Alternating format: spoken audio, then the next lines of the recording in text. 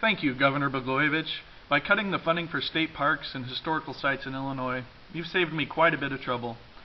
I live in Moline and have visited Black Hawk and the Hennepin Canal for over 30 years. Heck, they're one of the main reasons I've stayed in this area, but now I'm free to move away if I want to. And I won't have to spend all my time picking up garbage from the rednecks littering their beer cans and Mountain Dew bottles.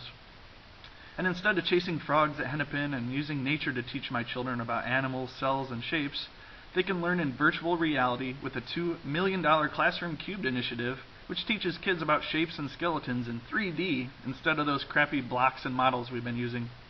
With Hennepin, there were just too many paths for people to walk and enjoy the fresh air.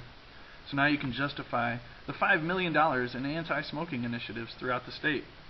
Instead of showing my kids wildlife in person, like the bald eagles here each winter, we'll have the $100,000 for pheasant conservation, so there'll be plenty of birds to hunt.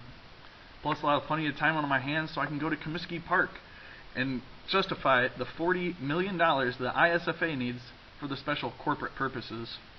And with fewer places to exercise, that means there'll be plenty of obese diabetics to justify the billions in new Band-Aid healthcare spending.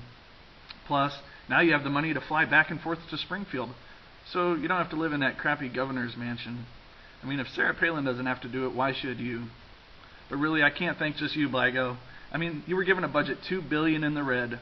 House Speaker Mike Madigan and the rest of the legislators deserve some thanks as well. Like our own Mike Jacobs from East Moline, who was lobbying heavily for a pay increase. It's hard to live on $68,000 a year. So, who needs this? Or this? So thank you, Rod. Thank you, Mike Madigan. Thank you, Jacobs. My kids and I thank you. Take care, Rod.